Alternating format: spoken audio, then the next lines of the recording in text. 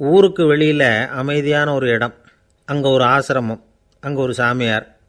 அவர் தினமும் நல்ல போதனைகள்லாம் செய்வார். பல பேர் போய் அங்கேயே சில நாள் தங்கி இருந்து அவர் சொல்கிற அறிவுரைகளை எல்லாம் கேட்டுக்கிட்டு வர்றது வழக்கம். ஒரு தடவை அவரை பார்த்துட்டு போகிறதுக்காக 3 வெளியூர் தம்பதிகள் வந்தாங்களாம். அந்த மடத்திலேயே சாப்பிட்டுக்கிட்டு தங்கி இருந்து அவங்களுடைய போதனைகளை கேட்டுக்கிட்டு போகணுங்கிறது அவங்க நோக்கம். காலையில் குளிச்சுட்டு பூஜையில் உட்காந்தார் அந்த சுவாமி. இவங்களும் குளிச்சுட்டு அந்த பூஜையை பார்க்குறதுக்காக அவர் முன்னாடி வந்து உட்காந்தாங்க. பூஜை ஆரம்பமாச்சு. சம்பிரதாயப்படி அது ரொம்ப நேரம் நடந்துக்கிட்டே இருக்குது. இவங்களுக்கு நல்ல பசி இருந்தாலும் இந்த நேரத்தில் அதை எப்படி வெளியில் காட்டிக்கிறது? பேசாமல் இருந்தாங்க.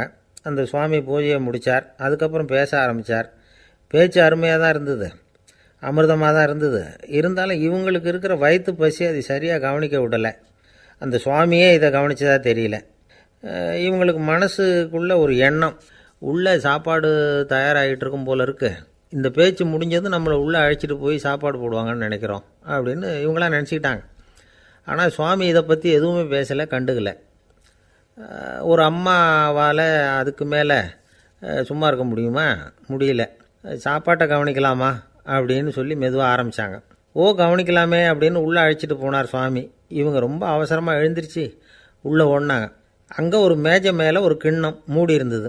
இதுதான் சாப்பாட்டு மேஜை போல இருக்குது, இங்கே சாப்பாடு வந்துடும் அப்படின்னு நினச்சாங்க. உடனே போய் சுற்றி உக்காந்துக்கிட்டாங்க. சுவாமி அந்த கிண்ணத்தை எடுத்து அந்த அம்மா கிட்ட கொடுத்தார். அவங்க அதை வாங்கி மூடியை திறந்து பார்க்குறாங்க. உள்ளே ஒரு சாவி இருக்குது. சரிதான், இது சமையலறை சாவி போல இருக்கு, அங்கே போய் அதை திறந்து சாப்பாட்டை நாமே எடுத்துக்கிட்டு வந்து இங்கே வச்சுக்கிட்டு சாப்பிட்ணும் போல இருக்குது அப்படின்னு நினச்சாங்க. சாவி இருக்கு இல்லையா, வாங்க பூட்டு நிறையா காட்டுறேன் அப்படின்னு சுவாமி அவங்கள அழைச்சிட்டு போனார், காட்டினார். இவங்க அந்த அறையை ரொம்ப ஆவலோடு திறந்தாங்க. உள்ளே பார்த்தா அங்கே அரிசி, பருப்பு, விதவிதமான காய்கறி எல்லாம் இருக்குது. சமையலுக்கு வேண்டிய மிளகாய், எண்ணெய், பால், தயிர், நெய் இப்படி எல்லாமே இருக்குது. அடுப்பு, விறகு, நெருப்பு போட்டி அது கூட அங்கே இருக்குது. சாப்பாடு தயாராக இருக்கும்னு நினச்சிக்கிட்டு போனால் இப்படி இருக்குதே அப்படின்னு சொல்லி அதை பார்த்ததும் ரொம்ப சோர்ந்து போட்டாங்க அவங்க. சுவாமி, என்ன இது சாப்பாடு இல்லையா அப்படின்னாங்க. அதுதான் சாப்பாட்டுக்கு வேண்டிய எல்லாம் இங்கே இருக்குதே, அடுப்பு மூட்டி நீங்கள் தான் அவங்கவுங்க ருசிக்கு தகுந்த மாதிரி சமைச்சிக்கணும். இந்த சன்னியாசிக்கு எப்படி சமைக்க தெரியும் அப்படின்னு கேட்டார் சுவாமி. சாப்பாடு தயாராக இருக்கும்னு நாங்கள் எதிர்பார்த்தோம் அப்படின்னாங்க. நீங்கள் இப்படி சொல்லுவீங்கன்னு நானும் எதிர்பார்த்தேன். இது வரைக்கும் நான் எவ்வளவோ தத்துவம்லாம் எடுத்து சொன்னேன். எல்லாத்தையும் விட இதுதான் அனுபவபூர்வமான தத்துவம். ஆண்டவன் நமக்கு நல்ல மனசை கொடுத்துருக்குறான், நல்ல வாய்ப்புகளையும் தந்திருக்கிறான், அதையெல்லாம் பயன்படுத்திக்கக்கூடிய மூளையையும் சிந்தனையையும் கொடுத்துருக்குறான். அதனால் அடுப்பை தான் நீங்கள் மூட்டணும், அடுப்பை நீங்கள் தான் மூட்டணும், உங்களுக்கு உகந்ததை நீங்கள் தான் சமைச்சு ருசித்து அனுபவிக்கணும். ஆண்டவனே அதை செஞ்சிகிட்டு இருக்க மாட்டான் அப்படின்னாராம் அந்த சுவாமி. நம்முடைய வாழ்க்கையில் பல நல்ல பலன்களை பெறறதுக்கு நாம் தான் முயற்சி பண்ணணும். அதுக்குரிய சூழ்நிலையை தான் ஆண்டவன் கொடுப்பானே தவிர அதை விளக்கிறதுக்காக தான் அந்த சுவாமி அப்படி செஞ்சு காட்டியிருக்கிறார். இது ஒரு பெரியவர் இப்படி ஒரு விளக்கம் கொடுத்தார். அதுக்கப்புறம் அந்த 3 தம்பதிகளும் தெளிவடைஞ்சுட்டாங்களாம். நாம் தெளிவடைகிறது எப்போங்கிறது தான் தெரியல அப்படின்னு பல பேர் இதை கேட்டுட்டு சொல்லிகிட்டு இருக்கிறாங்க. இந்த கதையை நம்முடைய நண்பர் ஒருத்தர்கிட்ட சொன்னேன். அந்த நண்பர் ரொம்ப சந்தோஷப்பட்டார். நீங்கள் சொல்கிறது கரெக்டு சார், ஆனால் நான் அதை விட ஒரு படி மேலே சார். எனக்கெல்லாம் அரிசி, பருப்பு இருக்கிற ரூம் எதுன்னு கையை காட்டிட்டா போதும், உடனே கிண்ணத்துலேருந்து சாவியை எடுத்து கொடுக்கணுங்கிற அவசியம்லாம் இல்லை எனக்கு. அப்புறம் எப்படி ரூமை திறந்துருவீங்க அப்படின்னு கேட்டேன். பூட்டை உடச்சி திறந்துருவேன், அதுதான் எனக்கு பழக்கம் அப்படிங்கிறார். ஒரு வயசான அம்மா தெரு வழியாக போயிட்டு இருந்தாங்க. அவங்க கையில் எண்ணத்தையோ வச்சுக்கிட்டு அதை அடிக்கடி பார்த்துக்கிட்டே இருந்தாங்க. ஒருத்தன் மெதுவாக அவங்கக்கிட்ட போய் கையில் இருக்கிறது என்ன அப்படின்னு எட்டி பார்த்தா அவங்க கையில் 4 பல் இருந்துதான். இவன் ஆச்சரியமாக அந்த அம்மாவை பார்த்தான். ஏம்மா, உனக்கு என்ன பைத்தியமா, ஏது இந்த பல், இதை என்னத்துக்காக கையில் வச்சுக்கிட்டு அலைஞ்சிக்கிட்டு இருக்கிற அப்படின்னு கேட்டிருக்கான். அதுக்கு அந்த அம்மா விவரம் சொல்ல ஆரம்பித்தாங்களாம். இதை பாருப்பா, எனக்கு ஒரு மகன் இருந்தான், அவனை ரொம்ப செல்லமாக வளர்த்தேன். அவனை தரையிலேயே நடக்க விடுறதில்ல, எப்பவும் தூக்கி வச்சுக்கிட்டு இருப்பேன். அவன் நல்லா பெரியவனாகி பள்ளிக்கூடம் போகிறப்ப கூட அவன் புஸ்தக மூட்டையை நான் தான் சுமந்துக்கிட்டு போவேன்.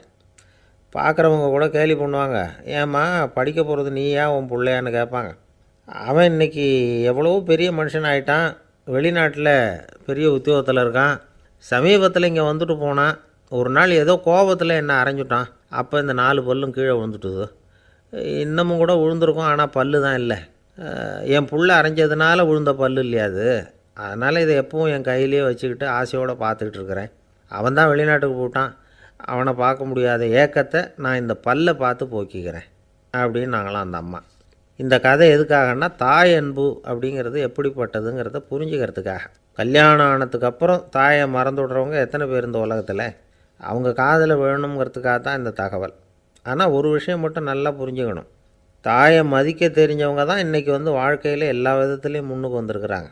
வேணும்னா விசாரித்து பார்த்துக்குங்க. இன்னொரு அம்மா இருந்தாங்க, அவங்க தினமும் ஒரு கோயிலுக்கு வருவாங்க. சாமியை பார்த்து, கடவுளே நான் இறந்து போனால் நரகத்துக்கு போகணும் அப்படின்னு வேண்டிக்குவாங்களாம். எல்லோரும் சொர்க்கத்துக்கு போகணும்னு தானே கடவுள்கிட்ட வேண்டிக்குவாங்க. இந்த அம்மா தினம் நான் நரகத்துக்கு போகணும் அப்படின்னு வேண்டிக்கிறாங்க. அங்கே இருந்த அர்ச்சகருக்கு இது சந்தேகம். ஒரு நாள் அதை நேரடியாகவே அவங்கக்கிட்ட கேட்டுவிட்டார். அதுக்கு அந்த அம்மா பதில் சொன்னாங்களாம், ஐயா, எனக்கு கல்யாணம் ஆகி ரொம்ப நாள் வரைக்கும் குழந்தை பாக்கியம் இல்லாமல் இருந்தது. கோயில் குளம் எல்லாம் சுற்றி வந்தேன். ரொம்ப நாள் கழித்து ஒரு குழந்தை பிறந்தது, ஆண் குழந்தை. அவனை நான் ரொம்ப செல்லம் கொடுத்து வளர்த்தேன். அதோட விளைவு என்ன ஆச்சுன்னா, அவன் ரொம்ப மோசமாக ஆகிட்டான். கெட்ட பழக்க வழக்கம்லாம் கற்றுக்கிட்டான். அவன் இறந்து போனால் நிச்சயம் அவனுக்கு நரகம்தான் கிடைக்கும். அந்த அளவுக்கு கெட்டவன் அவன். அப்படிப்பட்ட காரியங்கள்லாம் பண்ணிகிட்ருக்கான், எனக்கு தெரியும். இவனுக்காக நரகத்தில் கூட யாரும் தயவு காட்ட மாட்டாங்க, தாட்சண்யம் காட்ட மாட்டாங்க.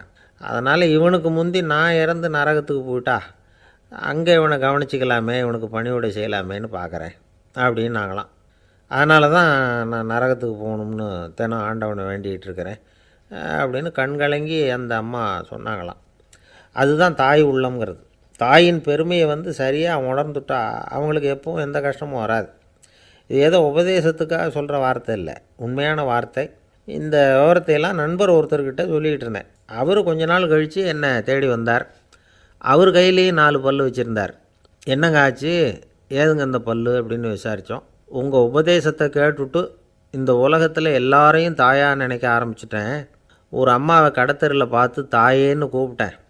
அவங்க உடனே பலார்னு என்னை அரைஞ்சிட்டாங்க. பல் விழுந்துட்டுது.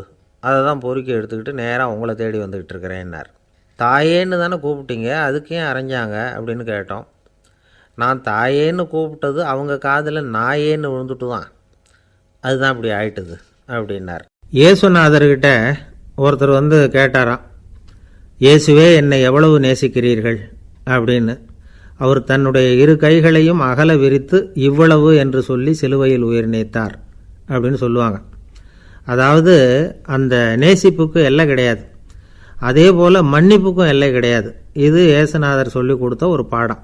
இயேசுனுடைய சீடர்களில் ஒருத்தன் பீட்டர், அவன் ஒரு நாள் இயேசுநாதர்கிட்ட கேட்டிருக்கான், இயேசுவே நான் என்னுடைய தம்பிக்கிட்ட அடிக்கடி சண்டை போட்டுக்கிட்டு இருக்கிறேன், என்னுடைய சகோதரன் கூட. அவனை நான் எத்தனை தடவை மன்னிக்கிறது? ஏற்கனவே 7 தடவை அவனை மன்னிச்சுட்டேன் அப்படின்னு சொல்லியிருக்கிறான். அப்போது இயேசு சொன்னாராம், மன்னிக்கிறதுக்கு எத்தனை தடவைங்கிற கணக்கெல்லாம் கிடையாது. எத்தனை தடவை உன்னுடைய சகோதரன் உன்னை கோபப்படுத்துகிறானோ அத்தனை தடவை நீ மன்னிக்கிறதுக்கும் தயாராக இருக்கணும், அதுதான் அப்படின்னு சொன்னாராம். அப்போ இவனுக்கு ஒன்றும் புரியல, இது என்ன அவன் தப்பு பண்ணிக்கிட்டே இருப்பான், நாம் மன்னிச்சுக்கிட்டே இருக்கிறதா அப்படிங்கிறது மாதிரி குழப்பமாக இருந்திருக்கிறான். அப்போது இயேசுநாதர் தன்னுடைய சீடன் பீட்டர்கிட்ட ஒரு கதை சொன்னாராம். அந்த கதை இன்றைக்கு நாம் எல்லாரும் சிந்தித்து பார்க்க வேண்டிய ஒரு கதை. அதாவது மன்னிப்பை விரும்புகிறவர்கள் மன்னிக்கவும் தயாராக இருக்க வேண்டும் அப்படிங்கிறது தான் அந்த கதையினுடைய தத்துவம். அந்த இயேசுநாதர் சொன்ன கதை என்னென்னா, ஒரு மன்னர் இருந்தார். அவர் ஒரு நாள் அரண்மனையில் உட்காந்து கணக்கு வழக்குகள்லாம் பார்த்துக்கிட்டு இருந்தார். நம்ம அரண்மனையிலேருந்து யார் யார் அரசாங்க கடன் வாங்கியிருக்கிறாங்க, யார் யார் திருப்பி செலுத்தியிருக்கிறாங்க அப்படிங்கிற விவரத்தையெல்லாம் பார்த்துக்கிட்டு இருந்தார். அப்போ தான் புரிஞ்சுது, அந்த அரண்மனையில் வேலை செய்கிற ஒருத்தனே அரசாங்க கடன் வாங்கியிருக்கிறான். எவ்வளவு? 10,000 பொற்காசுகள் வாங்கியிருக்கான் கடன். இந்த 10,000 பொற்காசுகளை திருப்பி செலுத்தலை அரசாங்கத்துக்கு. இது மன்னர் கவனத்துக்கு வந்தது. உடனே நம்ம அரண்மனையில் இருக்கிறவனே அரசு கடன் வாங்கி திருப்பி செலுத்தாமல் இருக்கான், அவனை கூப்பிட்டு வாங்கன்னு சொல்லி கூப்பிட்டுட்டு வந்தாங்களாம். விசாரிச்சிருக்கிறாங்க, என்னப்பா நீ எவ்வளோ ஒன்று? ஆமாங்க 10,000 பொற்காசுகள் வாங்கியிருக்கிறேன், இன்னும் திருப்பி கட்டலைன்றிருக்கான். உடனே அவர் மன்னர் சொல்லியிருக்கிறார், நம்ம சட்டத்திட்டப்படி நீ உடனே பணத்தை திருப்பி கட்டிடு. அப்படி உன்னால் கட்ட முடியலன்னா உன்னுடைய வீடு வாசல் சொத்து சுகம் எல்லாத்தையும் விற்று அந்த பணத்தை அரசு கருவூலத்தில் சேர்த்துக்கிறதுக்கு நானே ஏற்பாடு பண்ணிடுறேன் அப்படின்னு அந்த மன்னர் சொன்னாராம். இவன் அப்படியே அதிர்ச்சி ஆகிட்டான், அப்படியே பொத்துன்னு காலில் விழுந்தானா. மன்னா என்னை மன்னிச்சுங்க, என்னால் முடியல, எனக்கு மன்னிப்பு கொடுங்க அப்படின்ட்டுருக்கான். உடனே அவர் எழுந்திரிச்சு, சரி நீ மன்னிப்பு கேட்டுவிட்ட, அதனால் உன்னை மன்னிக்கிறேன், நீ பணம் கட்ட வேண்டாம் அப்படின்னு சொல்லி அந்த மன்னர் அவனை விட்டுட்டாராம். பணத்தையும் தள்ளுபடி போட்டார், நீ திருப்பி கட்ட வேண்டான்னு. இவனுக்கு ரொம்ப மகிழ்ச்சி. அதனால் ரொம்ப உல்லாசமாக வந்துக்கிட்டு இருக்கிறான். தெருவில் வந்துக்கிட்டு இருக்கிறப்ப இவங்கிட்ட கடன் வாங்கின ஒருத்தன் எதுக்கு வந்துக்கிட்டு இருக்கான். அவன் இவங்கிட்ட ஒரு 100 பொற்காசுகள் கடன் வாங்கியிருக்கான். அவன் வந்தான், இவன் போய் அவன் சாட்டையாக பிடிச்சிக்கிட்டான், நீ எப்படா என் கடனை திருப்பி கொடுக்க போகிறேன்னு. அவன் இப்போ முடியல, கொஞ்சம் பொறுத்துக்கா, அப்புறம் தாரேன் இருக்கான். அதெல்லாம் முடியாது, நீ கொடுத்து தான் ஆகணும் அப்படின்னு இவன் புடிவமாக சொல்கிறான். இப்போ நிலைமையை பாருங்கள், இவன் ஏற்கனவே 10,000 பொற்காசுகள் அரசாங்கத்தில் கடன் வாங்கினா அதுக்கு மன்னிச்சு விட்டுட்டார் இவனை. ஆனால் இவன் இன்னொருத்தனை மன்னிக்கிறதுக்கு தயாராக இல்லை. இவங்கிட்ட கடன் வாங்கின இன்னொருத்தன் 10 பொற்காசுகள், அவனை மன்னிக்க தயாராக இல்லை. அவனை கொண்டு போய் நீதிமன்றத்தில் கொண்டு போய் நிறுத்தி தண்டனை வாங்கி கொடுத்துட்டான். நீதிபதி என்ன சொன்னார், அந்த இவன் வாங்கின பொற்காசுகளை திருப்பி கட்டுற வரைக்கும் ஜெயிலில் இருக்கணுங்கிறது தீர்ப்பு. ஆனால் உடனே அரசர் காதில் வந்து விழுந்தது. சொல்லிட்டாங்க, உங்ககிட்ட மன்னிப்பு வாங்கிட்டு போனானே ஒருத்தன், அவன் இன்னொருத்தனை மன்னிக்கிறதுக்கு தயாராக இல்லை, அவனை கொண்டு போய் ஜெயிலில் அடைச்சிட்டான் அப்படின்னு. உடனே மன்னர் பார்த்தார், இவனை மறுபடியும் கூப்பிட்டு வர சொன்னார். தபாரப்பா, நான் உன்னை மன்னிச்சு விட்டேன், ஆனால் நீ இன்னொருத்தனை மன்னிக்கிறதுக்கு தயாராக இல்லை, அதனால் என்னுடைய தீர்ப்பையும் மாற்றுறேன், நீயும் அரசு கடன் தீர்ற வரைக்கும் ஜெயிலில் தான் இருக்கணும் அப்படின்னு சொல்லி ஜெயிலுக்கு அனுப்பிச்சிட்டாராம். இப்படி ஒரு கதையை இயேசுநாதர் தன்னுடைய சீடருக்கு சொன்னதாக ஒரு வரலாறு. அது என்ன, அதிலேருந்து நாம் புரிந்து கொள்ள வேண்டியதுன்னா, நாம் மன்னிக்கப்படணும்னு நாம் விரும்புகிறோம்னா நாம் இன்னொருத்தரை மன்னிக்கிறதுக்கு தயாராக இருக்கணும். அதனால் நாம் இன்னொருத்தரை யாரையும் மன்னிக்க மாட்டோம், ஆனால் என்ன இன்னொருத்தர் மன்னிக்கணும் அப்படிங்கிறது மாதிரி செய்யக்கூடாதுன்னு சொல்லுவாங்க. அது மாதிரி நாம் இப்போ இது தப்பாக புரிஞ்சுக்கிறவங்களும் இருக்கிறாங்க. பாவம் மன்னிப்புங்கிறதுலாம் எதுக்குன்னா, அதாவது மறுபடியும் பாவம் செய்யாமல் இருக்கிறதுக்காக தான். அதான் மன்னிக்கிறாரே அப்படிங்கிறதுக்காக மறுபடியும் பாவம் பண்ணிகிட்டு இருக்கிறது இல்லை. அதான் ஒருத்தர் கேட்டாராம், பாவத்திலேருந்து மன்னிப்பு கிடைக்கணும்னா நீ என்ன செய்யணும் அப்படின்னு கேட்டிருக்கார். அதுக்கு அவன் சொல்லியிருக்கிறான், நான் முதல்ல பாவம் செய்யணும், அப்போ தானே மன்னிப்பு கிடைக்கும் அப்படின்னு நானாம். இப்படிப்பட்டவர்கள் தான் இன்றைக்கி உலகத்தில் அதிகமாக இருக்கிறாங்க. அதனால் இந்த மன்னிப்பின் மகத்துவங்கிறது இயேசுநாதர்கிட்டேருந்து தான் நாம் புரிஞ்சுக்கணும். அந்த இயேசு சொன்ன அந்த மன்னிக்கிற மனோபாவம் இருந்தால் இன்றைக்கி உலகம் பூராவும் அமைதி பூங்காவாக இருக்கும். அதில் ஒன்றும் ஆச்சரியமே இல்லை, அதில் ஒன்றும் சந்தேகமும் இல்லை. அதனால் மன்னிக்கிற மனோபாவத்தை நாம் எல்லாரும் நமக்குள்ளே வளர்த்து கொள்ள வேண்டும் அப்படிங்கிறது தான் நாம் இன்றைக்கு எல்லோரும் சிந்தித்து பார்க்க வேண்டிய ஒரு செய்தி. ஒருத்தர் ரொம்பவும் மகிழ்ச்சியாக வந்துக்கிட்டு இருந்தார். என்ன விஷயம்னு விசாரித்தேன். நான் தோற்று போயிட்டேன், அதுதான் மனசுக்கு மகிழ்ச்சியாக இருக்குது அப்படின்னார். எனக்கு இது ரொம்ப ஆச்சரியமாக போச்சு. இந்த உலகத்தில் தோற்று போகிறவங்க யாரும் மகிழ்ச்சியாக இருக்கிறதில்ல. அப்படி இருக்கிறப்ப இவர் இப்படி சொல்கிறாரே, எங்கே தோற்று போனீங்கன்னு கேட்டேன். அதுக்கப்புறம் தான் அவர் விவரமாக சொன்னார். என்னோட 5 வயசு குழந்தையோடு நான் விளையாடிக்கிட்டு இருந்தேன். அந்த விளையாட்டில் என் குழந்தை ஜெயிச்சு விட்டுது, நான் தோற்று போயிட்டேன் அப்படின்னார் ரொம்ப உற்சாகமாக. நான் யோசித்து பார்த்தேன். அதாவது நாம் சின்ன குழந்தையாக இருக்கிறப்போ எந்த விளையாட்டில் கலந்துக்கிட்டாலும் அதில் நாம் தான் ஜெயிக்கணும்னு ஒரு வெறி நமக்குள்ளே இருக்கும். நம்மளை எதிர்த்து விளையாடுறவர் நல்லவரா கெட்டவரா, பெரியவரா சின்னவரா அப்படிங்கிறதெல்லாம் முக்கியம் கிடையாது. அவர் தோற்று போகணும், நாம் ஜெயிக்கணும், அதுதான் முக்கியம். எதிரியை சந்தோஷப்படுத்த விளையாடுகிற கலை அப்போ நமக்கு தெரியறதில்ல. வாழ்க்கையில் ஒரு பக்குவம் வந்ததுக்கு அப்புறம் வெற்றி பெறணுங்கிற மன அழுத்தம் போயிடுது. போட்டியில் ஜெயிக்கணுங்கிறத விட குழந்தையை சந்தோஷப்படுத்தணுங்கிறது முக்கியமாக போச்சு. ஜெயிக்கணுங்கிற வெறி ஓடி போட்டுது. ஒரு குழந்தையாக இருந்தப்போ நம்ம வளர்ச்சிக்கு உதவிய வெறி பெரியவனானதுக்கு பிறகு நமக்கு எதிரியாக மாறுது. அதை சரியான சமயத்தில் நாம் புரிஞ்சுக்கிட்டோம்னா போதும், நாம் பொழைச்சிக்கலாம். ஒவ்வொரு மனுஷனுமே வாழ்க்கையோட அடுத்த கட்ட வளர்ச்சியில் அடி எடுத்து வைக்கிற நேரத்தில் தன்கிட்ட இருந்து ஏதோ ஒரு குணத்தை அல்லது தன் குணம் இருந்த ஏதோ ஒரு உறவை நாம் இழக்கத்தான் வேண்டியிருக்குது. ஒரு கட்டம் வரைக்கும் உதவியாக இருந்த குணம் அடுத்த கட்டத்துக்கு தடையாக கூட மாறிடலாம். இந்த பரிமாண மாற்றத்துக்கு உள்ளாகிற ஒவ்வொருத்தரும் பிரத்யட்சமாக இதை உணர்றாங்க. ஆனால் பல பேர் எப்படின்னா, பழசை திறந்துவிட்டு புதிய கொள்கைகளை உருவாக்கிக்கிறதுக்கு இஷ்டம் இல்லாமல் இருந்துடுறாங்க, அல்லது அப்படி செய்ய முடியாமல் தவிக்கிறாங்க. இதையெல்லாம் மீறி அந்த பழசை திறந்துட்டா அதை இழந்ததால் உண்டாகிற மன அழுத்தம் சில காலத்துக்கு வருத்திக்கிட்டு தான் இருக்கும், வேறு வழி இல்லை. ஆரோக்கியமான ஒரு முன்னேற்றத்துக்காக அந்த மன அழுத்தத்தை தாங்கிக்கத்தான் வேணும் அப்படிங்கிறாரு அந்த உலக புகழ்பெற்ற மேதை ஒருத்தர், இந்த ஸ்காட் பெக் அப்படிங்கிறவர். பிறந்த நாள் முதல் இதுதான் சரி அப்படின்னு கற்பிக்கப்பட்டு வந்த ஒவ்வொரு தத்துவத்தையும் தங்களுடைய வளர்ச்சிக்கு தகுந்த மாதிரி மாற்றி அர்த்தப்படுத்தி கொள்ள முடியாமல் வாழ்க்கை சூழலில் அப்படியே அரைப்பட்டு தூளாகிறவர்கள் தான் ரொம்ப தவிக்கிறாங்களாம். இதுதான் அவருடைய கருத்து. பெரும்பாலும் மனிதர்களுடைய நடுத்தர வயசில், அதாவது 30 தாண்டுகிற சமயத்தில் தான் இந்த தவிப்பு உண்டாகுதான். இதை தான் மேற்கத்திய நாடுகளில் அடிக்கடி மிட் லைஃப் கிரைசிஸ் அப்படின்னு சொல்கிறாங்க.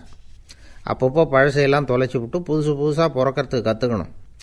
ஒவ்வொரு நிமிஷத்தையும் அந்த நிமிஷத்துக்கு ஏற்ற சித்தாந்தம் கொண்டவர்களாக சந்திப்போம் அப்படிங்கிறார் அந்த உளவியல் நிபுணர். இப்படி பழகிக்கிட்டால் வாழ்க்கை இன்பமயம், இல்லைன்னா தவிப்பு மயம்தான். பழசை தொலைக்க முடியாதவர்களில் எத்தனையோ பேர் உண்டு, எத்தனையோ ரகம் உண்டு. அதில் வேடிக்கையான நண்பர்களும் உண்டு. ஒருத்தர் நண்பர் வீட்டுக்கு போனார். அவர் ஏதோ இனிப்பு பலகாரம் கொடுத்து சாப்பிட சொல்லியிருக்கிறாங்க அவங்க வீட்டில். இவர் சாப்பிட்டு பார்த்துட்டு சொன்னாராம், சார் 6 மாதத்துக்கு முன்னாடி ஒரு தடவை இங்கே வந்தேன், அப்போது ஒரு இனிப்பு பலகாரம் கொடுத்தீங்க, அது இதை விட நல்லா இருந்தது சார் அப்படின்னாராம். அப்போ செஞ்ச அதே இனிப்பு பலகாரம் தான் சார் இதுவும் அப்படின்னாராம் அவர். ஒரு நாள் ஒரு தகப்பனார் தன்னுடைய பிள்ளையை அழைச்சிட்டு வந்தார். சார், இவன் சரியாக படிக்க மாட்டேங்கிறான், பெரியவங்களை மதிக்க மாட்டேங்கிறான், நீங்கள் கொஞ்ச நாள் இவனுக்கு குருவாக இருந்து நல்ல விஷயங்களை சொல்லி கொடுத்தா தேவையில்லைன்னார். பெரியவங்களையும் மதிக்காதவன் எப்படி என்ன மதிக்க போகிறான் அப்படிங்கிறது நமக்கு யோசனை வரும் இல்லையா? வேணாங்க, என்னை விட்டுருங்க அப்படின்னோம். அவர் விட மாட்டேன்னு விட்டார். இல்லைன்னா அவரே சிஷ்யன் ஆகிடுவார் போல இருந்தது. சரி, வேறு வழி இல்லாமல் அந்த பையனையே என்னுடைய சீடை நான் ஏற்றுக்கிட்டு உபதேசமெல்லாம் பண்ண ஆரம்பித்தோம். அதாவது குரு பக்தின்னா அது எப்படி இருக்கணுங்கிறத பற்றி சொல்லி கொடுத்தோம் அவனுக்கு. சதமகர் அப்படின்னு ஒரு குரு இருந்தார். அவருக்கு ஒரு சீடர். அவன் பேர் துளசி சைதன்யன், நைஷ்டிக பிரம்மச்சாரி. தன்னுடைய குருவுக்கு எந்த நேரத்தில் எது தேவைங்கிறத புரிஞ்சுக்கிட்டு சேவை செய்கிறவன். ஆனால் இவனை பற்றி மற்ற சீடர்களுக்கு பொறாமல் வந்துட்டுது. இவன் மட்டும் இப்படி இருக்கானேன்னு உடனே குருக்கிட்ட போய் கோல் மூட்டினாங்க. அவன் சரியில்லை, அவன் நடந்துக்கிறது சரியில்லை, அப்படி இப்படின்னு எதையாவது சொல்லி. இருந்தாலும் இதையெல்லாம் அந்த குரு நம்பலை. அவருக்கு தெரியும் யார் யார் எப்படின்னு. துளசி சைதன்யன் பெருமையை மற்ற சீடர்களுக்கு உணர்த்தணும் அப்படின்னு நினைச்சார். அதுக்கு ஒரு வழி பண்ணார். ஒரு நாள் சீடர்களை எல்லாம் கூப்பிட்டுக்கிட்டு ஒரு காட்டு வழியாக போய்கிட்டு இருந்தார். அங்கே ஒரு பெரிய மலை அருவி கொட்டிக்கிட்டு இருந்தது. குரு சீடர்கள் பக்கம் திரும்பினார். இந்த மலையின் மேலே இருந்து அந்த படுபாதாளத்தில் குதிக்கிறதுக்கு உங்களில் யார் தயார் அப்படின்னு கேட்டார். ஒரு சீடனும் ஆய திறக்கலை, ஒதுங்கி நின்றுக்கிட்டாங்க. பின்னாடி மூட்டை முடிச்சோடு வந்துக்கிட்டு இருந்தான் துளசி சைதன்யன். அவனை பார்த்தார். தபாருப்பா, நீ மேலே இருந்து அந்த அருவியில் குதி அப்படின்னார். அப்படியே செய்கிறேன் சுவாமின்னா ஓடி போய் பொத்துன்னு குதிச்சுட்டான். அடுத்த கணமே குருநாதர் தன்னுடைய யோக சக்தியால் பறந்து போய் அவன் கீழே விழுந்துடாமல் தாங்கி பிடிச்சி கொண்டுக்கிட்டு வந்துட்டார். மற்ற சீடர்களுக்கெல்லாம் ஒரு மாதிரி ஆயிட்டுது. அடுத்தபடியாக என்ன பண்ணலாம்னு யோசித்தாங்க இவனை மாட்டி விடுறதுக்கு. ஒரு நாள் வெத்தலை அடிக்கிற ஒரு சின்ன உரலையும் உலக்கையையும் எடுத்து ஒளிய வச்சுட்டாங்க. சதமகர் சன்னியாசி இல்லை, அவர் வெத்தலை போடுவார். பல்லு சரியில்லை, அதனால் இடித்து தான் வெத்தலையை போடணும். திடீர்னு வெத்தலை பாக்கு கேட்டார். வழக்கமாக உரலில் இடித்து தர்றது தான் துளசியின் பழக்கம். உரலை தேடினா கிடைக்கல, என்ன பண்ணுறது? குரு கேட்டுவிட்டாரே, குரு சேவை தானே முக்கியம். என்ன பண்ணால் வெத்தலை பாக்க தன்னுடைய வாயில் போட்டு முன்னும் அதை எடுத்து அவர்கிட்ட கொடுத்துட்டான். குரு எதையோ படிச்சுக்கிட்டே அதை வாங்கி வாயில் போட்டுக்கிட்டார். துளசி இன்றைக்கி தாம்பூலம் நல்லா இடிக்கப்பட்டிருக்கு, ருசியாக வேறு இருக்குது, அதை இடித்த பாத்திரத்தை என் கண்ணால் பார்க்கணும்னு ஆசையாக இருக்குன்னு விட்டார். அதை மட்டும் அனுப்பி போய் நீ வர வேண்டான்னு வேற சொல்லிவிட்டார். இதை கேட்டதும் துளசி தவிச்சு போயிட்டான். இவன் போகாமல் எப்படி வாயை மட்டும் அனுப்பி வைக்க முடியும்? இவன் தவிக்கிறத பார்த்ததும் மற்ற சீடர்களுக்கெல்லாம் மனசுக்குள்ளே ரொம்ப சந்தோஷம். துளசி கொஞ்சமும் யோசிக்கலை. வாழை எடுத்தான், தன்னுடைய தலையவே அப்படியே அறுத்து வெட்டி எடுத்தான். இன்னொரு சீடங்கிட்ட கொடுத்துட்டான், எடுத்துகிட்டு போன்னு சொல்லி. கொண்டுட்டு போய் குரு முன்னாடி வைக்கிறாங்க. அந்த தலையில் வாய் திறந்துருக்கு, வெத்தலை போட்டு முன்னு இருந்தது, தெரிஞ்சு போச்சு, சிவப்பாக இருந்தது. அவனுடைய குரு பக்தியை இப்போ எல்லாரும் ஒத்துக்கிட்டாங்க. அதுக்கப்புறம் குரு சதமகர் தன்னுடைய அற்புத திறமையினால் அந்த தலையை மறுபடியும் ஒட்ட வச்சுட்டார். துளசிக்கு உயிர் வந்துட்டுது. இப்படி ஒரு பெரிய கதை உண்டு. அதாவது துளசி சைதன்யன் அவனுடைய குரு பக்தி எப்படி அப்படின்னு கேட்டோம். ரொம்ப அபாரம் அப்படின்னு அந்த பையன் அடக்கமாக, சும்மா விளையாட்டுக்காக தான் அப்படி அவங்ககிட்ட கேட்டோம். ஏன்பா உன்னுடைய குரு பக்தியை என்கிட்ட காட்டுறதுக்கு உன்னோட கழுத்தை நீயே அறுக்கணும்னு நான் சொன்னால் அதை நீ செய்வியா அப்படின்னு கேட்டோம். என்னுடைய கழுத்தை நானே அறுக்க வேண்டிய அவசியம் இல்லை சார் அப்படின்னா அவன். ஏண்டான்னு, அதே காரியத்தை தான் இனிமேல் நீங்கள் தினமும் செய்ய போகிறீங்களே சார் அப்படிங்கிறான். ஆசைப்படுறதில் தப்பு இல்லை, ஆனால் அந்த ஆசை தேவைக்கு தகுந்த மாதிரி இருக்கணும். தேவைக்கு மீறிய ஆசைகள் இருக்குது பாருங்கள், அது தேவையில்லை. இந்த கருத்தை வலியுறுத்தது மாதிரி ஒரு கதை உண்டு. தேவேந்திரனுக்கு திடீர்னு வீடு கட்டணும்னு ஒரு ஆசை வந்து தான். வீடுன்னா நாம் கட்டுற மாதிரி இல்லை. தேவேந்திரன் வீடுன்னா சும்மாவா, ஒரு பிரம்மாண்டமான அரண்மனை கட்டணும். அது மாதிரி இந்த 3 லோகத்துலேயும் ஒரு அரண்மனை கிடையாது அப்படின்னு எல்லாரும் சொல்லணும். இது அவனோட ஆசை. உடனே தேவ தச்சரான விஸ்வகர்மாவை கூப்பிட்டான், உத்தரவு போட்டான். விஸ்வகர்மா தன்னுடைய உதவியாளர்களை எல்லாம் கூப்பிட்டு ஒன்றா சேர்த்துக்கிட்டார். படாத பாடுபட்டு ஒரு பெரிய அரண்மனையை கட்டி முடித்தார். கட்டி முடிக்க 1000 வருஷம் ஆச்சு. தேவேந்திரன் வந்து பார்க்குறான். அவனுக்கு திருப்தி ஏற்படலை. என்னுடைய அந்தஸ்துக்கு இது ரொம்ப சாதாரணமான கட்டிடம், இதை விட இன்னும் பெருசாக கட்டு அப்படின்னா. தேவ தச்சர் திணறி போயிட்டார். அவரால் அதுக்கு மேலே எதுவும் செய்ய முடியல. என்ன பண்ணுறதுன்னு யோசனை பண்ணார். நேராக நாரதர் காலில் போய் விழுந்தார். நீங்கள் தான் என்னை இந்த பிரச்சனையிலேருந்து காப்பாற்றணும்னார். நாரதர் யோசனை பண்ணார். சரி கவலைப்படாதேன்னார். நேராக இந்திரன்கிட்ட போனார். இந்திரன் வந்து நாரதரை பார்த்த உடனே வாங்கன்னு கூட்டிகிட்டு போய் அரண்மனையை காட்டினான். இது மாதிரி ஒரு அரண்மனையை நீங்கள் வேறு எங்கேயாவது பார்த்துருக்குறீங்களா அப்படின்னு ரொம்ப பெருமையாக கேட்டான். நான் பார்த்ததில்லை, ஆனால் என்னை விட வயசில் மூத்தவர் மகரிஷி லோமேசர், அவர் ஒரு வேளை பார்த்துருக்கிறாரா என்னமோ அப்படின்னார். உடனே அவரை மனசில் நினச்சி தியானம் பண்ணினார். அடுத்த கணம் லோமேசர் அங்கே வந்தார். இடையில் ஒரு சின்ன துண்டு, கையில் ஒரு கமண்டலம், தலையில் ஒரு பாய், அவ்வளவுதான் அவர்கிட்ட இருந்தது. எதுக்காக தலையில் எந்த பாய் அப்படின்னு கேட்டான் இந்திரன். என்ன மாதிரி அற்ப ஆயுள் உள்ள ஒரு ஜீவன் தனியாக வீடு கட்டிக்கிட்டு திண்டாடணுமா? இந்த பாய் தான் ஒரு வீடு மாதிரி எனக்கு நிழல் கொடுக்குது அப்படின்னார் அவர். என்னது, உங்களுக்கு வந்து அவ்வளவு கொஞ்சமான ஆயுளா அப்படின்னு ஆச்சரியத்தோடு கேட்டான் இந்திரன். ஆமாம், இதை பாரு, என்னுடைய மார்பில் ஒரு பொற்காசு அளவுக்கு ரோமம் உதிர்ந்துட்டுது. எப்போ என் உடம்புல உள்ள எல்லா ரோமமும் உதிர்ந்துருமோ அப்போ என்னுடைய ஆயுள் முடியும் அப்படின்னார். எப்போ அந்த ரோமங்கள் பூரா உதிரும்னு கேட்டான் இவன். ஒரு பிரம்மா மறைஞ்சதும் ஒரு ரோமம் உதிரும். என் உடம்புல உள்ள ரோமங்களின் எண்ணிக்கை எவ்வளவோ அவ்வளவு பிரம்மாக்கள் தோன்றி அவங்க ஆயுள் முடியும் பொழுது என் உடம்புல உள்ள ரோமங்கள் பூரா உதிரும் அப்படின்னார். அப்படின்னா ஒரு பிரம்மாவோட ஆயுள் எவ்வளவு காலம்னு கேட்டான். ஒரு பிரம்மாவுக்கு 100 தேவ வருஷம். ஒவ்வொரு தேவ வருஷத்துக்கும் 365 தேவ நாள். ஒவ்வொரு தேவ நாள்லேயும் ஒன்றை மாதிரி 14 இந்திரர்கள் தோன்றி மறைகிறாங்க அப்படின்னு மகரிஷி லோமேசர் சொல்கிறார். இதை கேட்டதும் இந்திரன் ஆடி போயிட்டான். அவ்வளவு ஆயுள் உள்ள இவரே அற்ப ஆயுள்னு சொல்கிறார். நான் என்னுடைய ஆயுளை பெருசாக நினச்சிக்கிட்டு பிரம்மாண்டமான அரண்மனை கட்டணும்னு ஆசைப்படுறேனே அப்படின்னு நினச்சான். எனக்கு வீடு கட்டின வரைக்கும் போதும்னு விட்டான். அதனால் நாமெல்லாம் நம்முடைய தேவைக்கு தகுந்த மாதிரி ஆசைப்படுறது தான் நியாயம். ஆனால் அப்படியே நடந்துக்கிறோம். மனுஷன் வந்து கடவுளையே ஏமாற்றி காசு வாங்கிறதுக்குள்ள ஆசைப்படுறான். ஒருத்தன் கடவுளை நினச்சி தவம் இருந்தான். கடவுள் நேரில் வந்தார். தேவலோகத்தில் ரூபாய்க்கெல்லாம் என்ன மதிப்புன்னு கேட்டான்.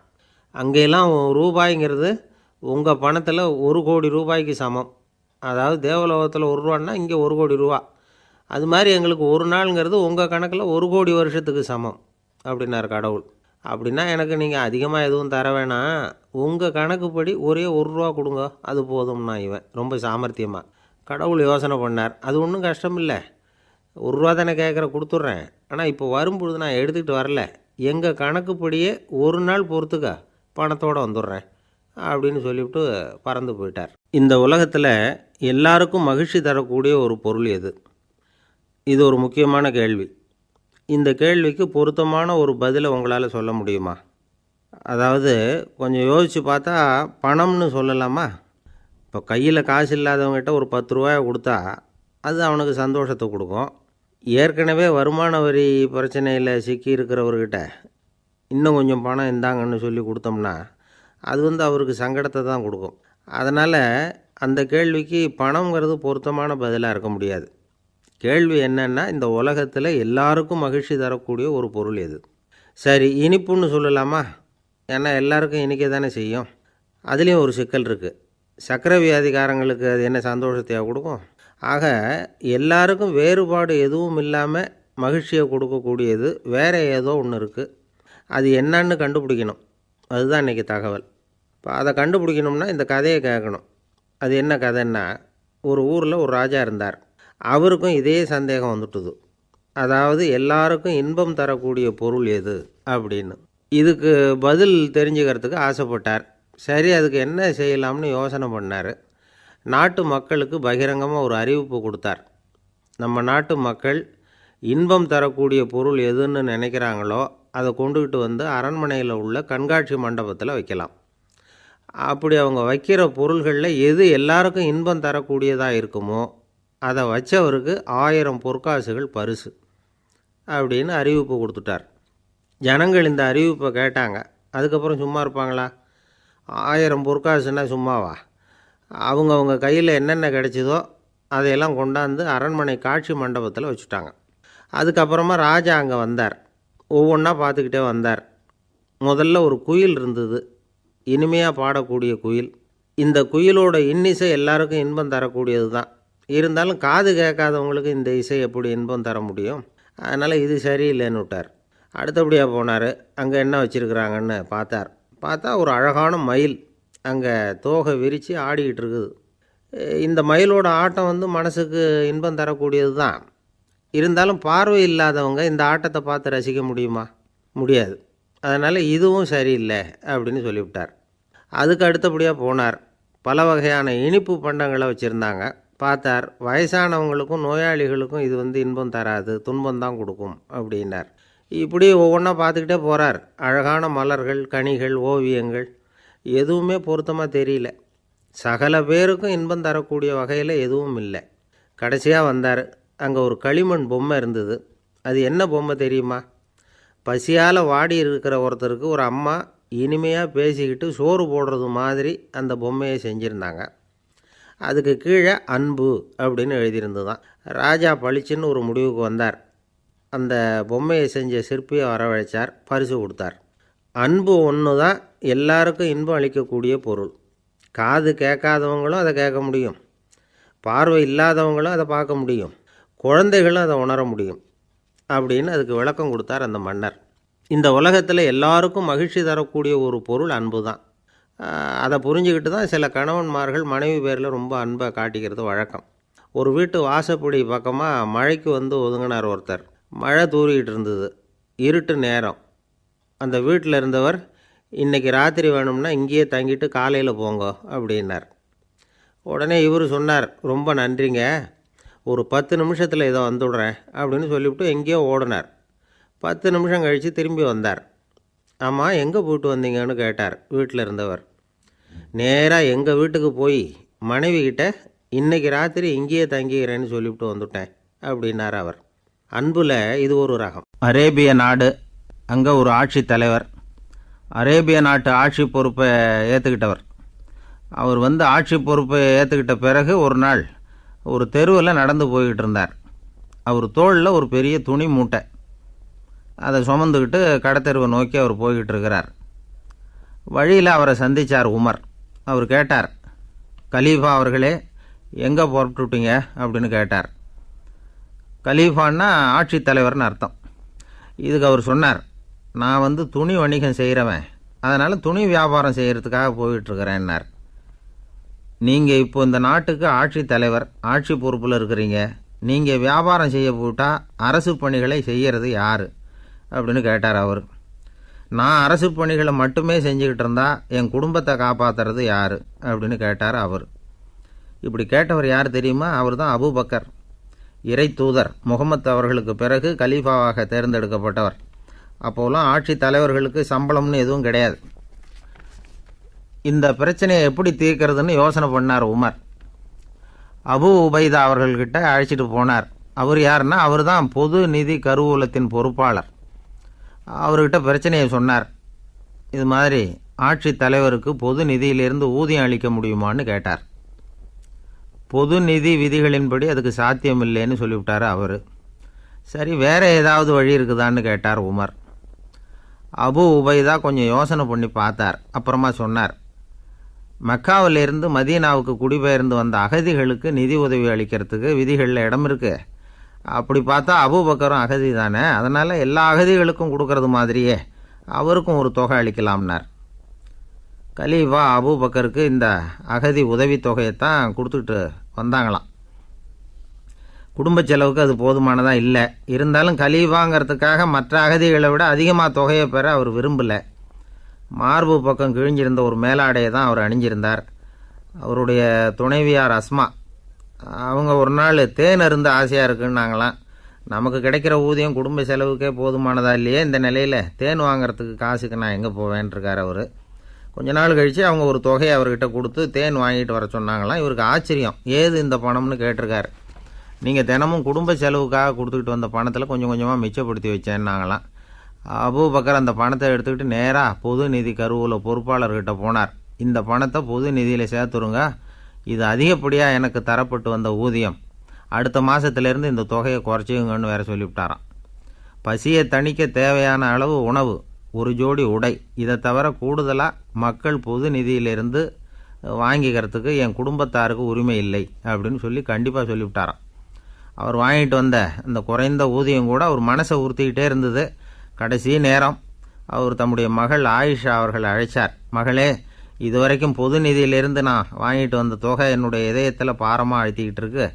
என் தோட்டத்தை விற்று அதில் வர்ற பணத்திலேருந்து நான் இதுவரைக்கும் வாங்கிட்டு வந்த ஊதிய தொகையை கணக்கு போட்டு பொது நிதியில் சேர்த்துவிடு அப்படின்னாராம். பதவி ஏற்கிறதுக்கு முன்னாடி தன்கிட்ட இருந்ததை விட இப்போ கூடுதலாக என்ன சொத்து இருக்குன்னு பார்த்துருக்கார். ஒரு ஒட்டகம், ஒரு கோப்பை, ஒரு பணியாள், இதையும் அடுத்தபடியாக கலீஃபாவா வர்றவர்கிட்ட ஒப்படைச்சிருங்க அப்படின்னு விட்டாராம். அதே மாதிரி அடுத்து வந்த உமர்கிட்ட ஒப்படைச்சாங்க. அப்போ உமர் சொன்னாராம், அபூபக்கரே, இந்த முன்மாதிரியால் உங்களுக்கு பிறகு இந்த ஆட்சி பொறுப்பை ஏற்கிறவர்களை பெரும் நெருக்கடிக்கு ஆளாகி விட்டீங்க அப்படின்னு சொல்லி ரொம்ப கண் கலங்கினாராம். கடைசியாக அபூபக்கர் தன்னுடைய குடும்பத்தாருக்கு விட்டு சென்ற சொத்து ஒரு படுக்கை விரிப்பு, ஒரு போர்வை, அவ்வளவுதான். இது சிந்திக்க வேண்டிய ஒரு செய்தி. ஒரு ஊரில் ஒரு மன்னர் இருந்தாராம். அமைச்சர் அவர்கிட்ட சொன்னாராம், மன்னா, நம்ம ராஜ்யத்தில் இனிமே லஞ்ச ஊழலே இருக்காதுன்னாராம். ஆஹா, அப்படின்னா ஊழல் பேர் வழிகளையெல்லாம் நாடு கடத்தியாச்சா அப்படின்னு கேட்டிருக்காரு மன்னர். இதுக்கு அவர், அப்படி இல்லைங்க, இனிமேல் கொடுக்கறதுக்கு ஜனங்கள்கிட்ட பணமே இல்லை,